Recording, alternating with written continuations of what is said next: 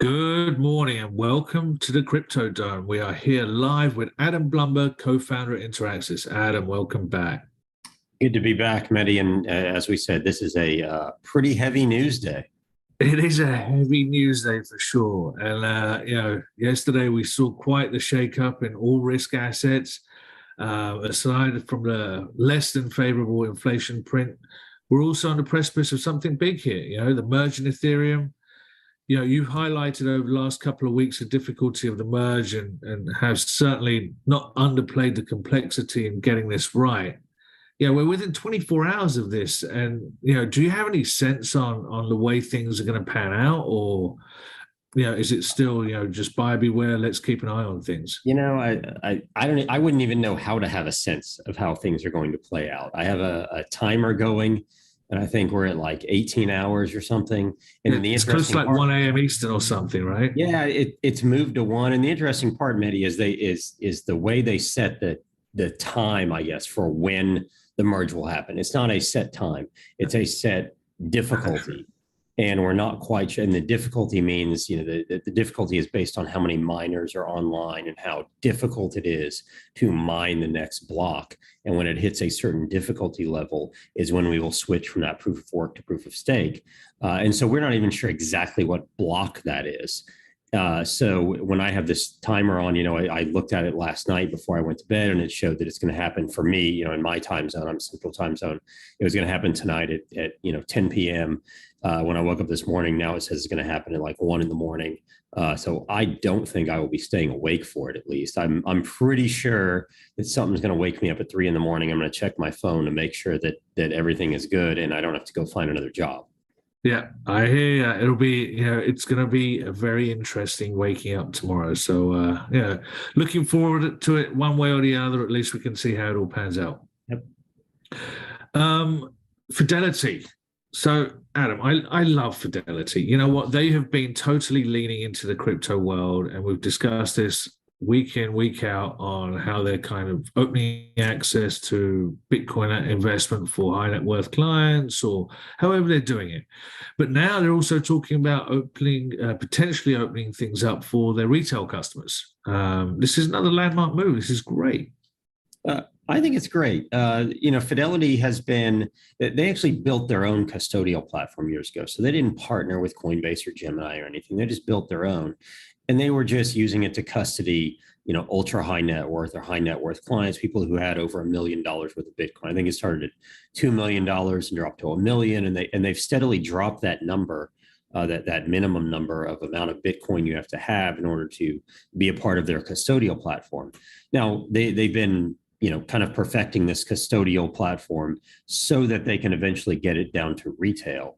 And I think with Fidelity, the back office or the meetings they've been having is talking about at what point are we ready to deal with the onslaught that comes, from a support issues, from compliance and regulation, all of those things. They know they have the custody down.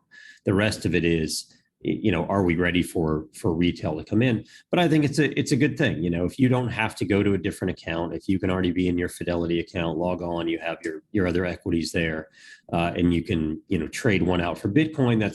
That's probably a good thing. For some people, it's probably a bad thing, right? They're going to FOMO in, they're going to, buy where they shouldn't. But hopefully at some point, as I'll always say, they go to some sort of financial advisor, some sort of financial help to determine how much Bitcoin they should have in their portfolio. But also, onto the retail side of things, just, people who've wanted to invest in Bitcoin have found ways to do it at this point. It's not like, everyone's been restricted and this is that huge an announcement. It's just great getting, the big boys having that flexibility to, have, as you say, the one account access. For me personally, I hate having multiple different spots to go to different things and whatever. So, it is nice to have that one spot, especially when you come to tax return season. You send one set of docs over to your account and off you go. Exactly. And what'll be interesting, Mehdi, that I didn't see in any of the reports. Remember, the reports that we saw is Fidelity is seriously thinking about it. And your buddy and mine, Novogratz, kind of dropped a little bit that he heard from someone at Fidelity that retail is coming, Bitcoin for retail is coming. He talked about it at the Digital Asset Summit yesterday. So we're pretty sure it's coming pretty soon. But what's not actually talked about, what I haven't read about, is are they going to make it accessible for IRAs? They were the first, I guess, big custodian to say we're going to allow it in 401k plans. The question is, when they make Bitcoin available for retail, are they going to allow it in individual retirement accounts?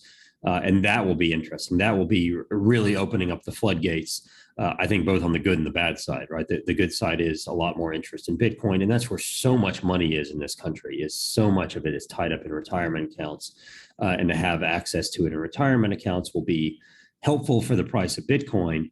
Maybe not good for regulators. That they're not going to like that too much. Fidelity is going to have to answer for that. So I haven't heard anything about whether or not they'll be available. Bitcoin will be available for IRAs. Very good point, and good one to raise. And you know what? It'll be nice to see Fidelity and the regulators trying to hash this all out, because two big boys in the room can figure things out a lot more quicker than the small guys getting. And Mehdi, that's interesting, because it's one thing for the regulators to go up against Coinbase, who is a very large company, but nothing compared to Fidelity, right? Has nowhere near the size or the power that Fidelity has. So regulators can kind of bully around the crypto companies. It's really hard for them to bully Fidelity. Well, and they kind of, I'm not saying they need Fidelity, but they also want the traditional finance firms slightly on the side as they try and figure out the DeFi universe, right? So they don't want to alienate people like Fidelity. No, they don't. They want them to help, because Fidelity knows how to keep people's money safe. Yeah.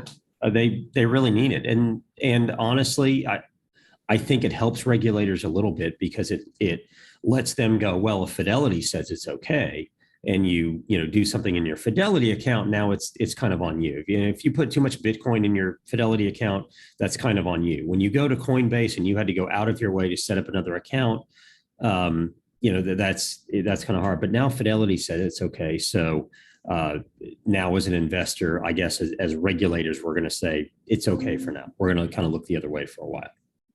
And as always, Adam, you kind of give me a nice little transition to my next question or discussion point with you. You brought up regulators. Abra, they launched the first US regulated crypto bank.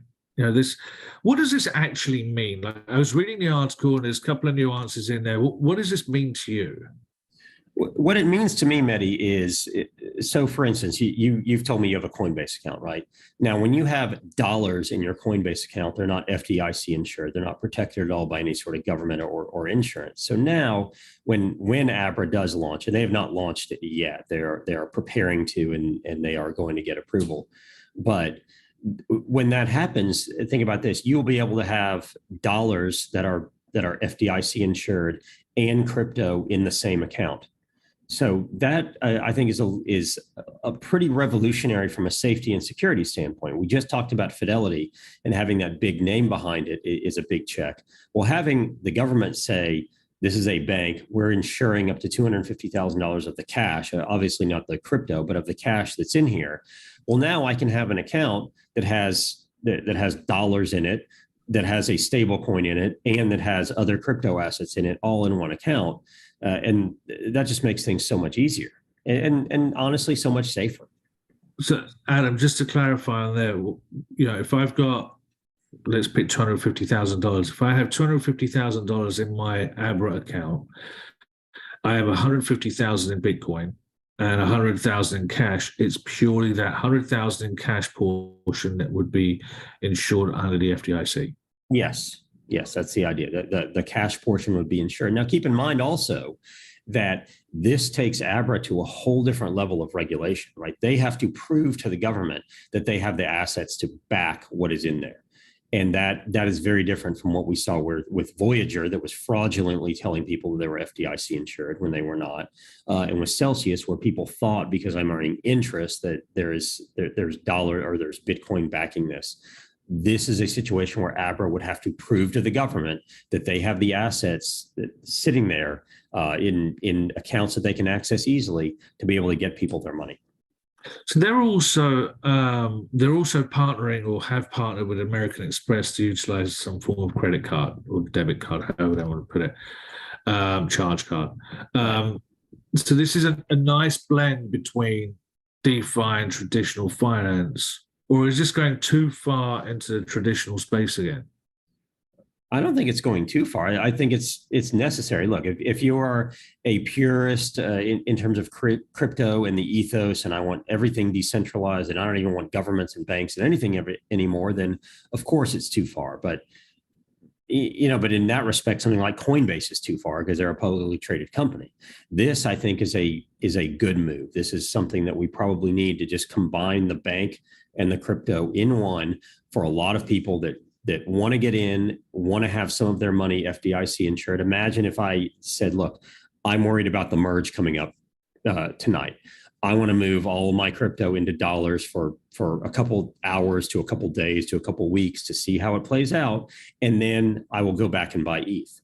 But I want those dollars to be federally insured. If something happens to Abra, if there's a run on the bank, I want to make sure that I can get my money.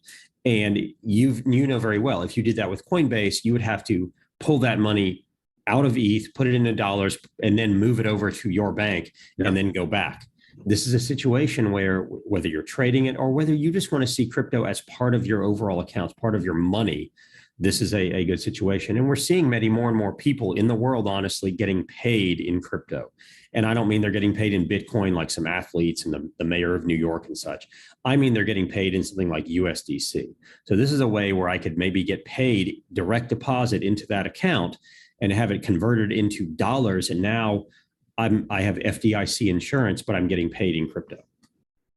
Well, that makes sense. I like that. That's a nice little blend and it's a nice little balance in both universes, one foot in each side. I know we've had some volatility in the crypto world, but let's talk about an uptick in our friends, the NFT world. Doodles. Yeah, what's going on here? They picked up a cheeky 54 million in its first funding round. What is Doodles and why is it relevant to us? Well, Doodles is another one of those NFT projects that came about last year when everyone was creating them. When Bored Apes got really big, and Meebits and some others, and Doodles was created by a few people who left, I believe, Dapper Labs, and Dapper Labs, of course, is famous for NBA Top Shots, among others. And they left Dapper Labs and one guy who is actually an artist, and they created these Doodles, and it's 10,000 different works of art that look like various faces. But what they've done, kind of like we've talked about before, is they're going full on with licensing, royalties, marketing. They're trying to go into all sorts of different creator spaces. They're trying to go into music, cartoons, movies, art, all of those things. And so, again, the idea is if I own one of the Doodles, I might be able to get to participate in the movie or in the TV show or in the music or something. And it's kind of the equivalent of imagine, Disney launches right now. If Disney launched right now, they would likely have a bunch of NFTs and allow people to buy them and get to own the royalty, the rights to Mickey Mouse and Minnie Mouse and Donald and all those. And eventually, of course, with Disney, it would be the Marvel universe and the Star Wars universe and everything else. So imagine getting to do that. That's what Doodles is attempting to do.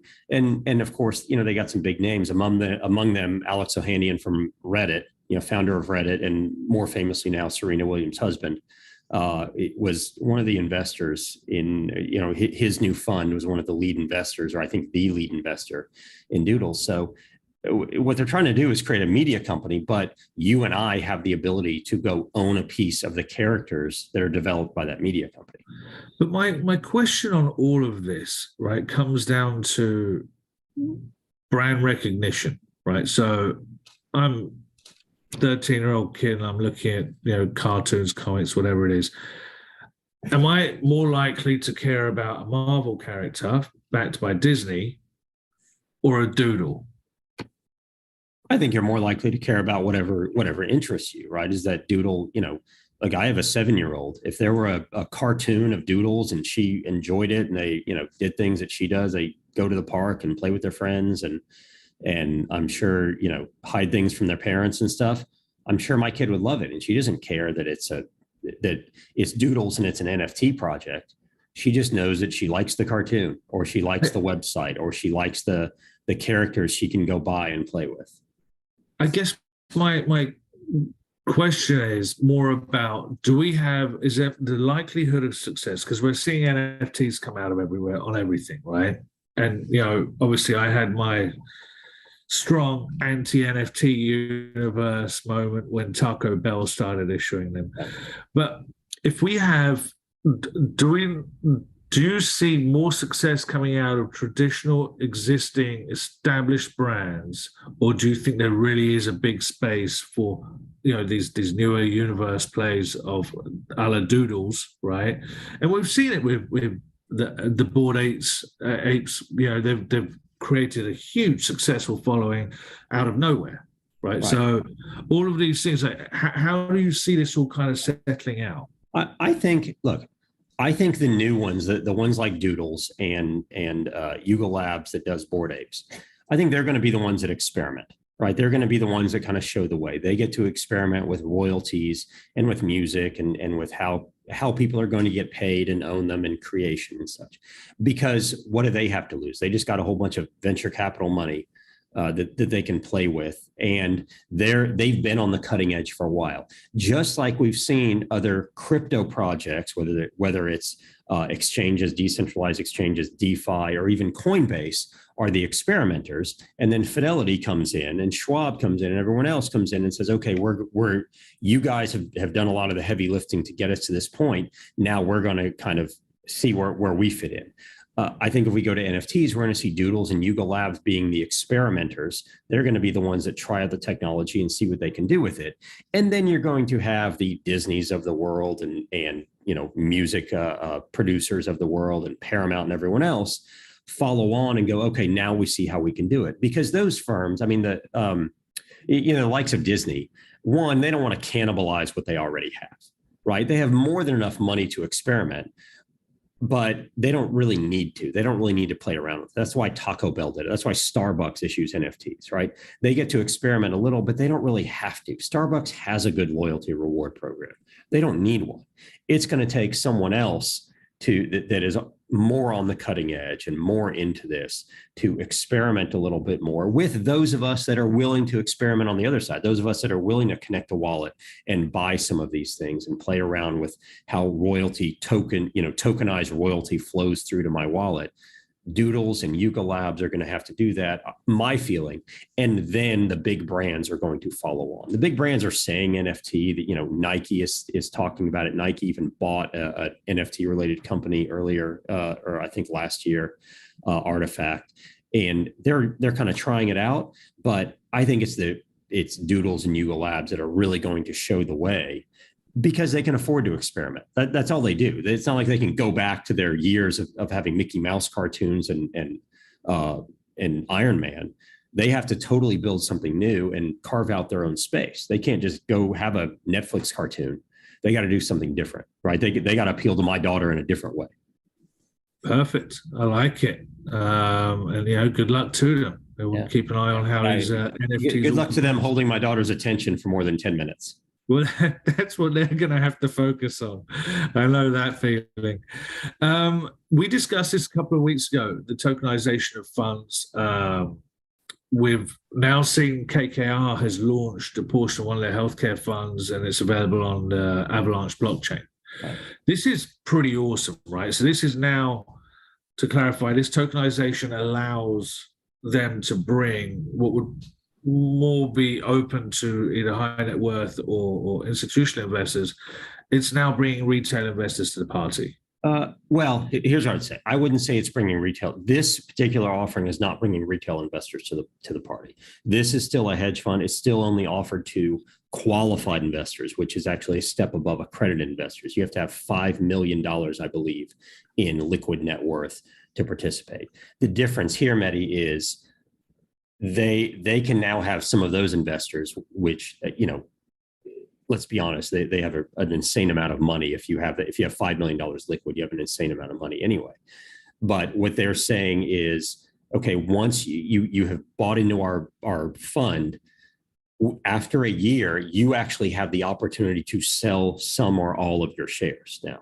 And there's going to be an exchange that is going to vet people the same way. It's going to say only qualified investors can get in the room. But if you and I are both qualified investors, and let's hope that you and I both are at one point, and you've bought, $5 million worth of this PE, and after a year you go, you know what, I want to sell half of it. This is going to give you the ability to sell half of it to me, because it's tokenized, because you can just sell me half the tokens. I've already been vetted by the exchange, and now I can go buy some of your tokens. That doesn't really exist in the private equity world, in the traditional private equity world, the ability to sell. When you invest in private equity or hedge funds or private real estate, whatever, one of the problems is the incredible lack of liquidity. This is, for now, providing more liquidity. So it's not bringing retail in, it's providing some liquidity, though. So if I wasn't in on the initial offering if I didn't know about it, and all of a sudden I, hit the lottery or sell my company and become wealthy, and I go, I want to get in. Well, now I can get on that exchange and go, well, yeah, this launched last year, but now I can get in on this. So we're inching towards that. And they're doing it for qualified investors, and then they'll do it for accredited investors. And eventually we'll get down to the retail level.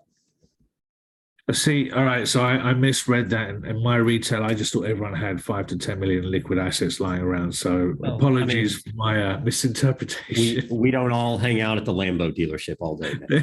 There you go. So just before we wrap here, Adam, let's talk about the new exchange, right? EDX. EDX has had some big names, both backing it. We've now seen an ex-Citadel person going to be CEO and run it. Is this a good thing, getting this new exchange with people who allegedly have a lot of experience in the financial industry? This could be a very solid offering to the community, right? It definitely should be. So it's Fidelity, Charles Schwab, Citadel, Virtu Financial, Paradigm, and I think one other that I'm forgetting right now. Sequoia Capital. So you have a few VCs in there, you have a few hedge funds in there, and then you have Schwab and Fidelity, right? And we'll go back to Fidelity, which we've already talked about today. Look, I think it's a good thing for people, safely and securely getting into crypto. And having all these partners. Remember, Citadel was famously very, very anti-crypto for a while, and all of a sudden has changed course. So that at least is a pretty good sign that they're putting some money behind this. I think it's good because, just like we said earlier with Fidelity, there might be a way to sync up your brokerage account or maybe even eventually a bank account very easily, and have it all be in one place where you can trade crypto, you can hold crypto in your account, you can do it safely and securely. Remember, these are all institutions, especially Fidelity and Schwab, that are heavily regulated, that have to prove a lot of things to the government before they can do things like this. And another big part, Mehdi, will be the liquidity here. It means that there will be plenty of crypto available on this exchange, ideally, because of the names and because of the numbers that they're going to put in. There's going to be plenty of liquidity. So it's not like all of a sudden one day the value of crypto, of Bitcoin or ETH, is going to drop on this particular exchange because there's not enough of it there, because there's not enough demand or there's not enough supply. There'll be a tremendous amount of liquidity there. So in some respects, I think it's a very good thing. It's a very good thing for the retail investor that doesn't want to have their own wallet and doesn't want to manage their own keys or anything. It's, again, a step above what Coinbase is doing. If you're, again, a purist or for the ethos of crypto, do you want all these big name traditional companies to jump in the pool with us? And then what is that going to mean for regulation? What is it? Is it just going to water it down to where they're just going to be glorified stocks at that point? That's kind of, that's kind of my worry on the kind of the ethos of it. But I think it's a good thing because, look, it shows the entire industry. It shows the traditional finance industry. It shows retail investors. It shows institutional investors. All these companies are heavily behind it. They wouldn't throw this money together and create an exchange if they thought it was a fad or a bubble or anything else. And for all this to be happening during what is obviously a bear market in crypto, I think is pretty phenomenal. I think that's a very nice ending sentence. Thank you for that, Adam. And as always, I feel like we've unpacked a lot this week. There's been a ton of news flow. There's been a lot of volatility, but there's definitely been some very positive news flow to come out of what's been quite a tough week. So, we're staying on top of it. So, Adam, thank you I so love much it. for Yeah. sharing your thoughts. Thanks so much for having me live here on Crypto Dome on a very eventful week, and we haven't even had the biggest event of the week yet. It's coming. Watch the clock. Yeah. 1 a.m. Eastern or thereabouts. We'll see. Next week, we'll definitely have a lot to talk about. That's for sure. So we'll see you next week. Tune in. Open Exchange, thank you so much for making this all happen. The magic happened, Brendan. And everyone watching, don't forget to check out the links to digital assets and crypto education for financial advisors. You can receive a certification in digital assets to better serve your clients. Until next time, thank you for watching and good luck investing.